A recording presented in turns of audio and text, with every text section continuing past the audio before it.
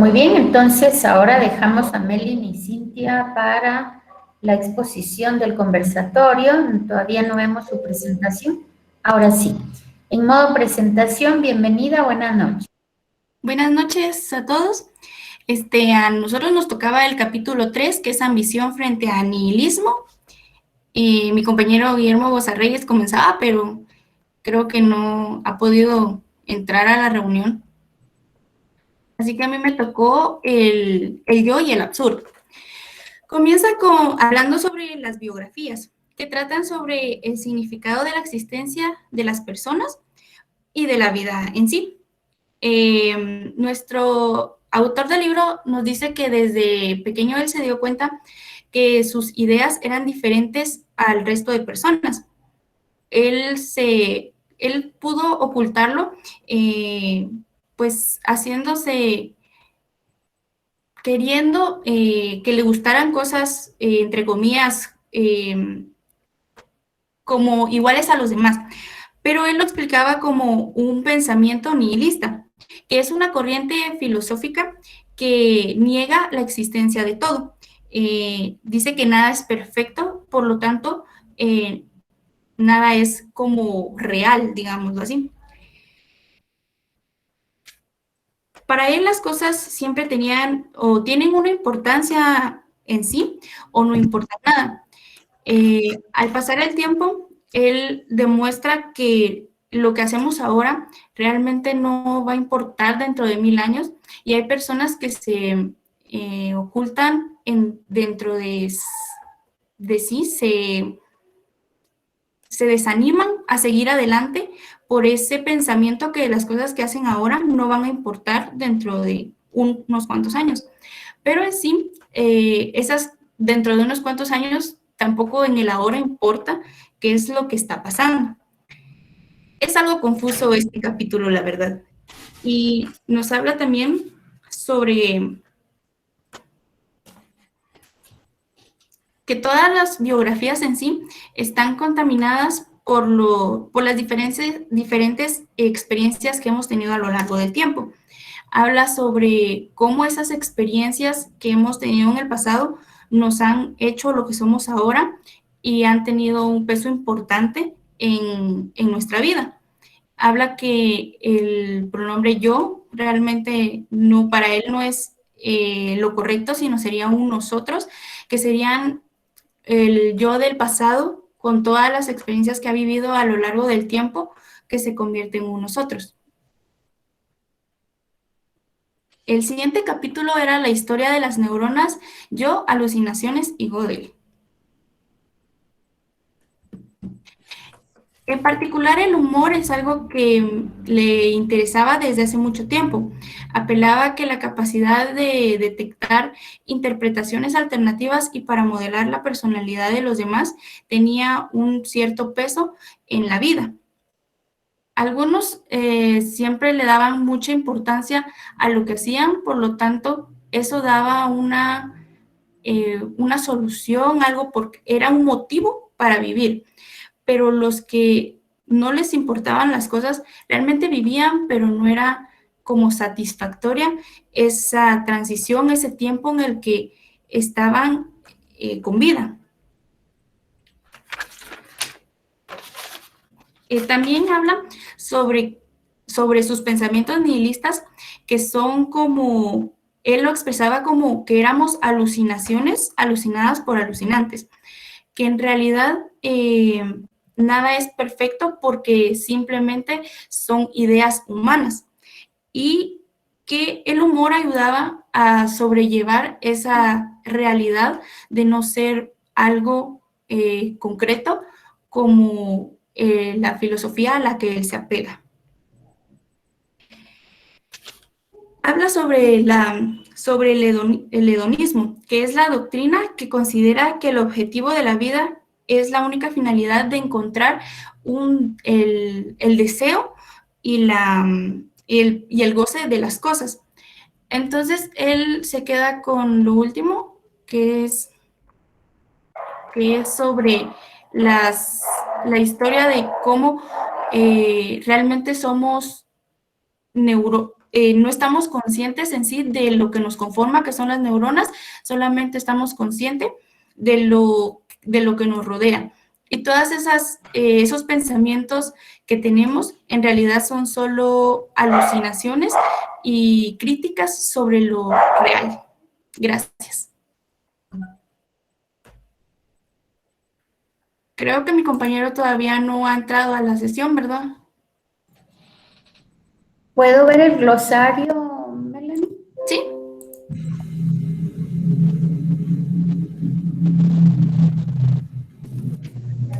No está Guillermo en la exposición. Guillermo Bocerreyes no está. Sí, arquitecta, o ingeniera, perdón. Buenas noches. Buenas noches.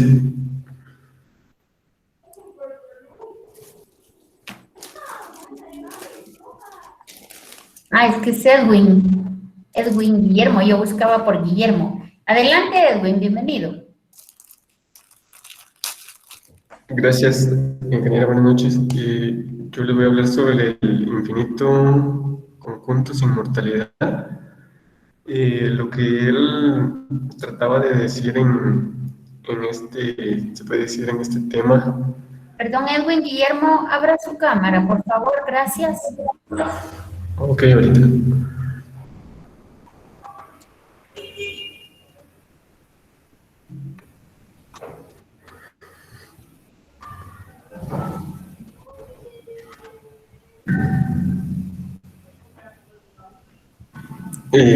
Como les decía, él trataba de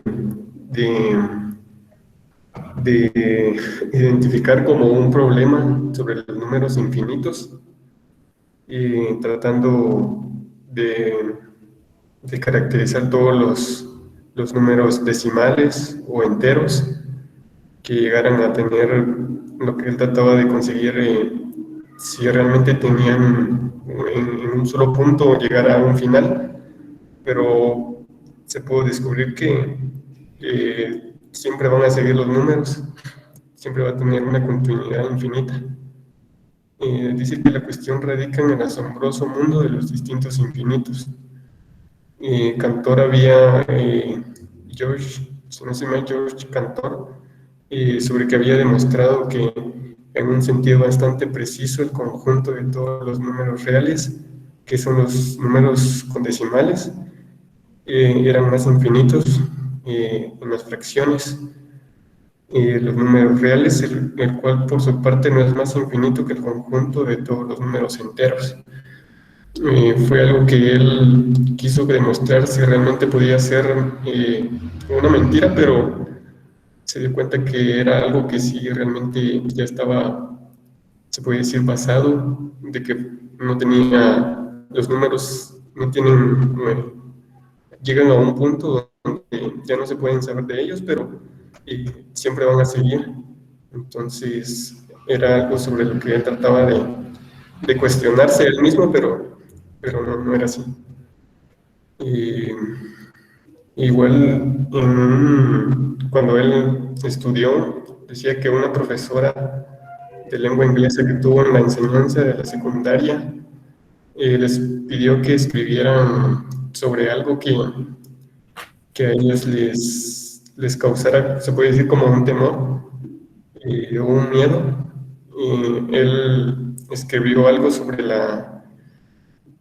¿cómo se dice? Ni es dice.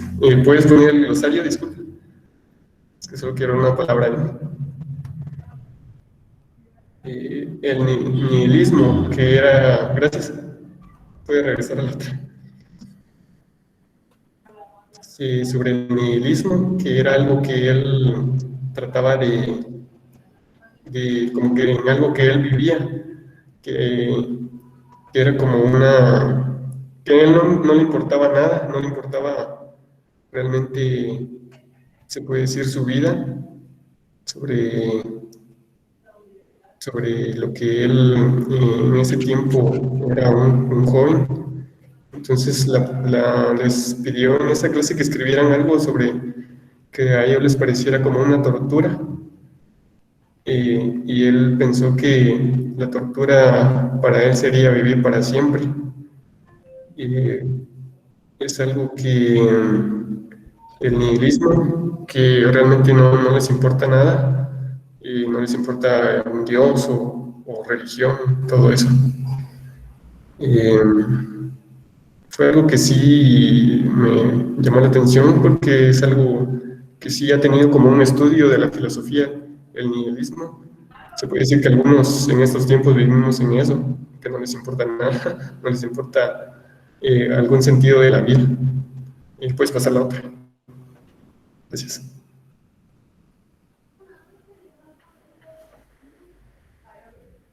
La otra, esa, sí, gracias. Esa. El yo y lo absurdo quiere decir que tenía como, eh, sí tenía como algún desinterés sobre su vida, como dije, pero las historias de las neuronas eh, dice que es algo que todos tenemos, ¿no? Neuronas, y se puede decir que es como un budista o creencias como de un renacimiento en otro tiempo o pasado que tengamos.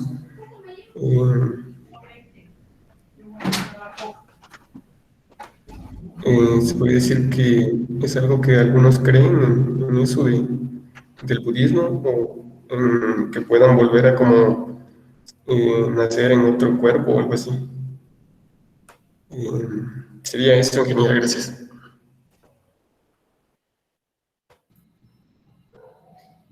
Muy bien. Gracias a los dos. Y nos preparamos, por favor, dejamos de presentar e invito al siguiente grupo, si son tan amables, de abrir sus cámaras y de compartir pantalla. No detenga grabación hasta que terminemos, por favor. Gracias. Buenas noches. Buenas noches, ingeniero. Buenas noches.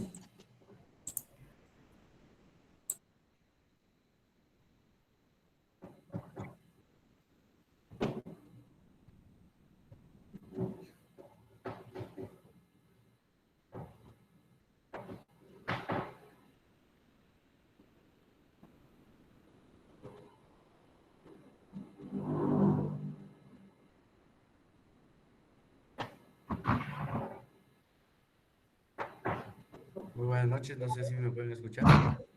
Sí, Maynor, adelante, bienvenido. Muy bien, nosotros, el grupo 4, nos tocó hablar sobre el capítulo 4. Bien, sabemos que el libro se llama La vida es matemática. Entonces, el capítulo 4 se llama Formas cambiantes de la vida.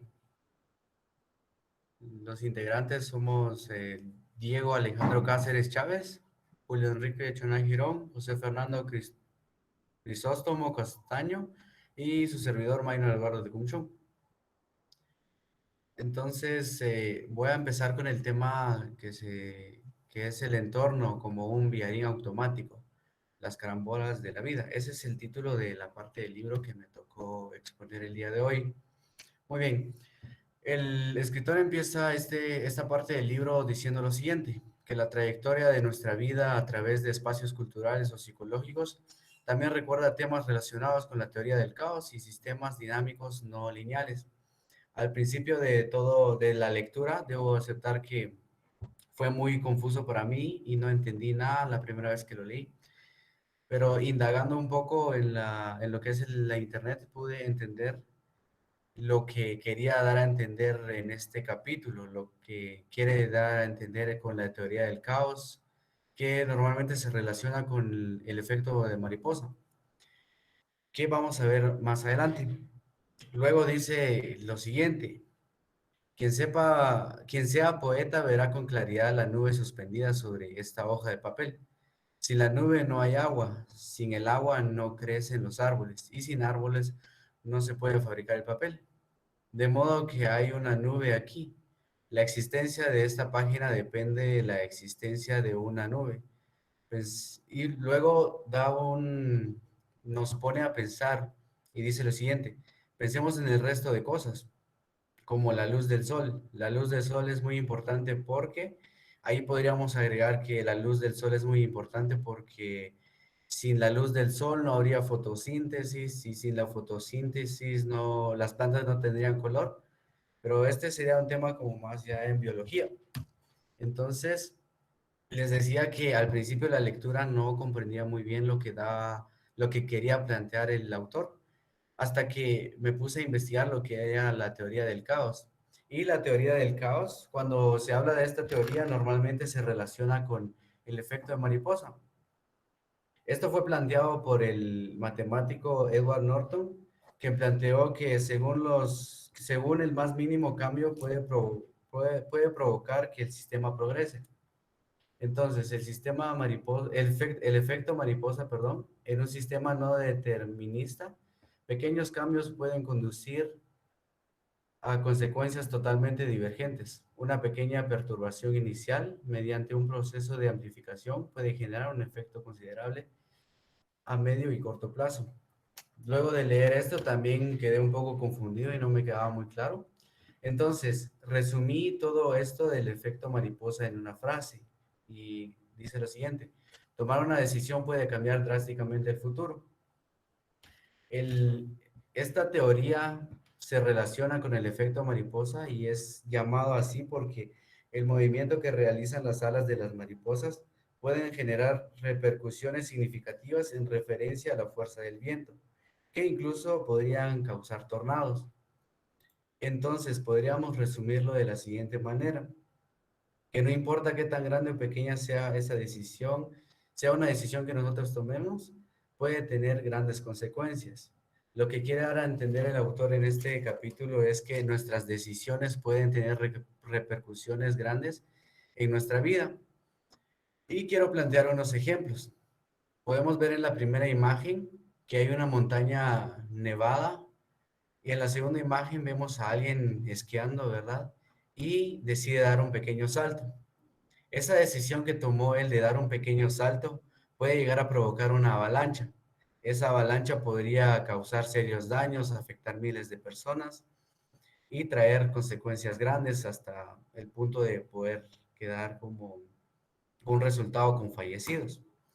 El siguiente ejemplo es un poco más de la vida real. El primer ejemplo fue un caso hipotético, pero en este caso podemos ver un ejemplo de la vida real, donde un niño eh, había sido atacado por un delincuente quien lo despojó de su bicicleta.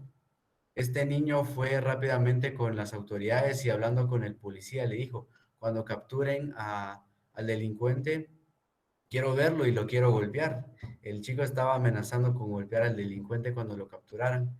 Y el policía le dijo que para golpear a alguien primero tenía que aprender a boxear. Entonces este niño se esmeró tanto en aprender a boxear que dio como resultado el nacimiento de uno de los boxeadores más grandes de la historia, que se llama Mohamed Ali. Entonces, vemos aquí un efecto de mariposa porque las palabras que el policía le dio a este chico hizo que este chico se metiera a una academia de boxeo. Y la decisión que tomó el chico de meterse a una academia de boxeo dio a nacer a uno de los mejores boxeadores. Tengo un último ejemplo y creo que trajo unas consecuencias mucho más drásticas tal vez, donde un vocero recibía una carta para anunciar al pueblo y en esa carta especificaba que cualquier habitante podía cruzar el otro lado del muro de Berlín siempre y cuando tuviera permiso. Pero el mensaje era tan confuso que el vocero confundió las cosas, valga la redundancia, y le dijo al pueblo que quien quisiera cruzar al otro lado del muro podía hacerlo sin ningún problema. Entonces los habitantes tomaron tan literal esto que trajo como consecuencias la derribación del muro de Berlín.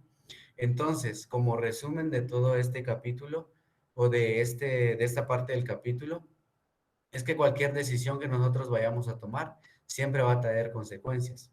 Este fue mi parte, entonces dejo la palabra al siguiente compañero. Interesante tema. Gracias, Maynor Eduardo.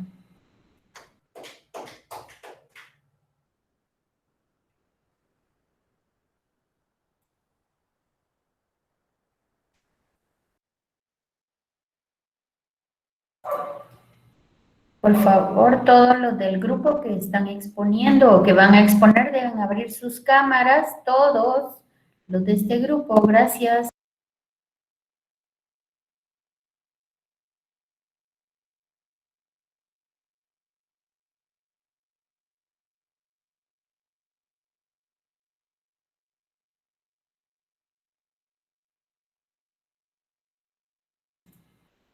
¿Están los compañeros de su grupo, Maynor Eduardo? Si no, sigue usted exponiendo y termina usted solito, por si no estuvieran. Buenas noches, arquitecta o ingeniera. Buenas noches. Minor, están los demás. Yo les escribí en el grupo, pero nadie me contesta. Sí, creo que del otro no conozco sus razones, pero Julio Enrique creo que está pasando por una temporada complicada, entonces no pudo conectarse por temas de problemas familiares. Ok, entonces voy a exponer yo mi tema, ¿verdad? ¿Lo pasas? Ah, sí, estás ahí, ¿verdad? Sí, ahí está. Bueno, buenas noches, compañeros y ingeniera. A mí me tocó leer las biografías y el francotirador de Texas. La lectura trata sobre cómo los biógrafos pueden ser propensos a reproducir la falacia. En esta lectura relatan dos historias en las que los biógrafos emplearon la falacia. La primera trabada de un fusilero de Texas, que era considerado un francotirador experto. La otra historia trata de un matemático informático británico, Alan Turing. Turing, quien realizó un trabajo pionero con las máquinas universales que llevan su nombre, prestó un servicio ines- inestimable, salvando vidas durante la Segunda Guerra Mundial con la criptografía. Difícilmente podríamos exagerar sus logros, pero a pesar de ellos fue condenado por inmoralidad debido a una relación homosexual eh, que mantuvo en la década de 1950 y prefirió tratarse con hormonas en lugar de ir a prisión. Murió envenenado por cinauro, cinauro. Un par de años después de su muerte se convirtió en una especie de símbolo de la representación gay, y los biógrafos escribieron que era una persona atormentada, abatida y suicida. Pero el profesor de filosofía Jack Copeland desmintió esa teoría, ya que no había ningún signo de la historia oficial de la depresión y suicidio de él. El envenenamiento con cinabro fue accidental. Nunca se sabrá la verdad, pero está claro que tendré que te que tendremos a preferir los relatos que, como el primero, concuerdan con nuestras expectativas. En términos más generales, es posible que los biógrafos insistan con em- emencias en una imagen sesgada de una persona que no está respaldada por hechos reales o por muchos hechos. Gracias.